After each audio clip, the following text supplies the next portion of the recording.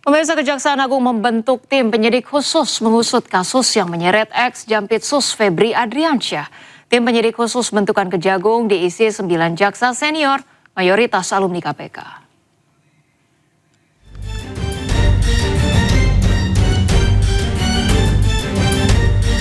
Kejaksaan Agung membentuk tim penyidik khusus yang diisi 9 jaksa senior untuk mengusut perkara yang menyeret ex-Jampitsus Febri Adriansyah. Mayoritas tim 9 merupakan jaksa yang punya pengalaman dalam mengusut kasus korupsi di KPK. Mereka adalah Agus Salim, yang saat ini menjabat sebagai Inspektur Keuangan 2 pada Jaksa Agung Muda Bidang Pengawasan, Muhibudin, Kepala Kejaksaan Tinggi Sumatera Utara, Katarina Girsang, Kepala Pusat Manajemen Penelusuran dan Perampasan Badan Pemulihan Aset Kejagung, Riono, Inspektur Keuangan 1 Jaksa Agung Muda Bidang Pengawasan, Agus Sahat, Sekretaris Jaksa Agung Muda Tindak Pidana Umum, Iren Putri, Direktur Pertimbangan Hukum pada Jaksa Agung Muda Perdata dan Tata Usaha Negara, Z. Tadung Alo, Direktur Penuntut Jaksa Agung Muda Pidana Militer, Rinaldi Umar, Wakil Kepala Kejaksaan Tinggi Banten, serta Hari Wibowo, Direktur pada Jaksa Agung Muda Tindak Pidana Umum. KPK pun menyambut baik pembentukan tim khusus untuk menangani kasus korupsi dan TPPU yang menjerat Febri Adriansyah. KPK meyakini para alumni itu memiliki track record yang baik selama bertugas di KPK hingga mereka akan mampu menuntaskan perkara tersebut. Tim Liputan iNews melaporkan. Pemirsa, Polri hari ini akan melimpahkan tersangka Don Rito beserta seluruh barang bukti, termasuk uang tunai dan emas hasil sitaan ke Kejaksaan Agung. Pelimpahan tersebut merupakan bagian dari penanganan kasus dugaan tindak pidana pencucian uang terkait perkara PT Asabri X Jampitsus Febri Adriansyah.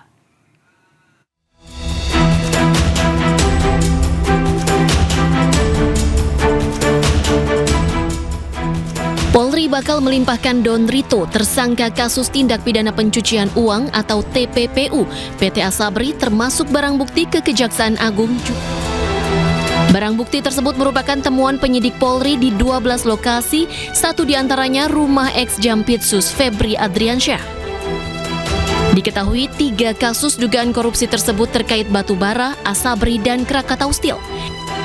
3 kasus itu sebelumnya ditangani Kortas Tipikor Polri dan Ditreskrimsus Polda Metro Jaya, kemudian dilimpahkan ke Kejagung.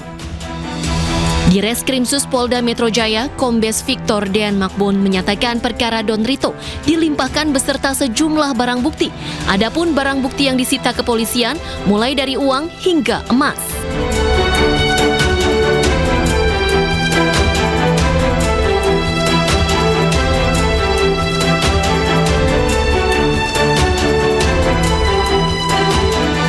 Sementara kuasa hukum Don Rito menyatakan bahwa kliennya diduga menjadi korban konflik antar lembaga yang memiliki kewenangan besar.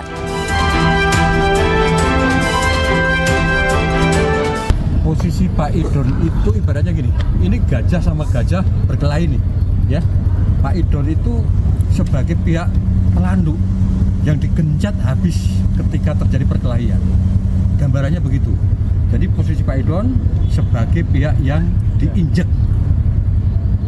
karena terjadi perkelahian antar 2 lembaga negara yang punya power dan punya kemampuan di dalam memproses semua persoalan hidup ini.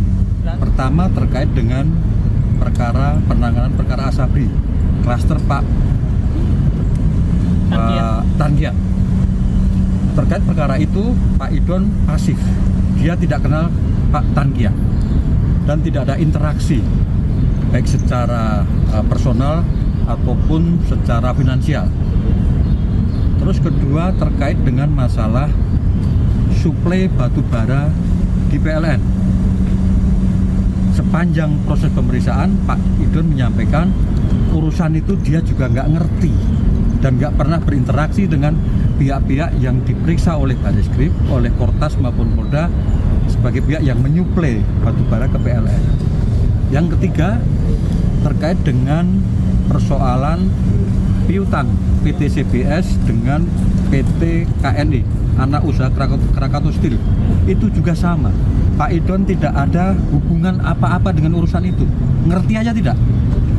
Nah, kalau semua perkara itu dihubungkan dengan uang yang ditemukan oleh rekan-rekan penyidik dari Kortas dan Polda, apakah uang itu berhubungan dengan perkara itu? Kami jawab tidak ada hubungan. Sebelumnya, Kejaksaan Agung menerbitkan 3 surat perintah penyidikan atau sprindik baru terkait kasus korupsi yang menyeret ex-Jampitsus. Kendati telah menerbitkan sprindik baru, Kejagung memastikan bahwa pihaknya akan tetap melibatkan kepolisian dalam pengusutan perkara yang menjerat ex-Jampitsus. Tim Liputan iNews melaporkan. Dan pemirsa, untuk mengetahui informasi terkini kita sudah terhubung dengan rekan Selena Yahya di Polda. Baik, selamat siang Selena, apakah sudah diketahui jam berapa pelimpahan barang bukti dan tersangka Don Rito? Silakan Selena. Ya, Ocha dan juga pemirsa, untuk informasi terkait pelimpahan dari barang bukti dan juga tersangka yang akan dilimpahkan ke Kejaksaan Agung pada hari ini memang akan diagendakan. Rencananya adalah setelah sholat Jumat, yang mana memang kemungkinan di siang hari nanti. Dan tim dari penyidik Korps Pemberantasan Tindak Pidana Korupsi Polda Metro Jaya memang sebelumnya telah melakukan penahanan kepada Don Rito sejak tanggal 10 Juli 2026 kemarin. Dan tentunya kasus yang menjerat Don Rito saat ini adalah berkaitan dengan tindak pidana korupsi dan juga kasus dugaan tindak pencucian uang di sejumlah perkara besar, seperti contohnya sektor batu bara, kemudian PT Asabri dan juga PT Krakatau Steel, yang nantinya memang untuk tempat lokasi saya saat ini berada adalah rutan Polda Metro Jaya. Sejak tadi pagi memang belum ada pergerakan atau tanda-tanda dari tersangka untuk keluar dari rutan Polda Metro Jaya pada tadi pagi sampai saat ini saya berdiri di sini, begitu Ocha dan juga pemirsa. Kemudian juga untuk barang bukti yang akan dikirimkan tentunya adalah beberapa yang sudah dilakukan penyelidikan, yaitu ada 74 kg emas, kemudian juga ada uang senilai 536 juta rupiah. Demikian Ocha. Baik, ada Selena Yahya melaporkan langsung dari Polda Metro Jaya. Terima kasih atas informasinya, selamat bertugas kembali. Kita ke informasi berikutnya, pemirsa. Pengacara Hotman Paris Hutapea menyoroti perubahan status hukum mantan Jampitsus Febri Adriansyah dari tersangka saksi lalu berubah lagi menjadi tersangka. Menurut Hotman, perubahan status ini berpotensi menimbulkan pertanyaan publik terkait kepastian proses hukum yang tengah berjalan.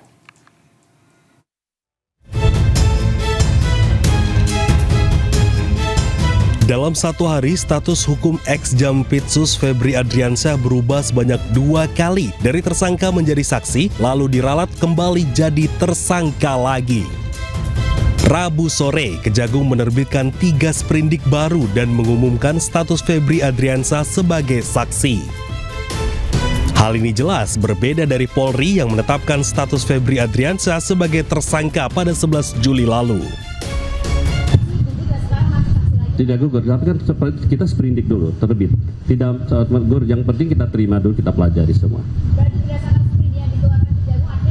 Dalam pertimbangan kita termasuk sprindik dari Polri, dan sprindik dari Polri. Iya, diantaranya sebut oknum salah satu negara. Hanya berselang beberapa jam setelahnya, Kejagung pun meralat pernyataannya terkait status Febri. Dalam siaran pers resmi, Kejagung menyebut status Febri masih sebagai tersangka.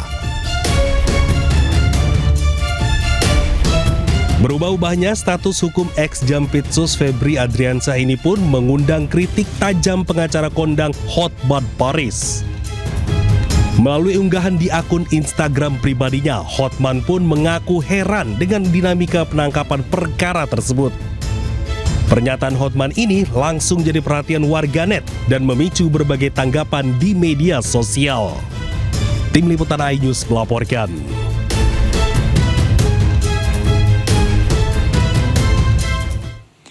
Sementara itu pemirsa, Ketua Masyarakat Anti Korupsi atau MAKI, Bonyamin Saiman, mengaku kecewa meski berstatus tersangka ex-Jampitsus Febri Adriansyah belum juga ditahan.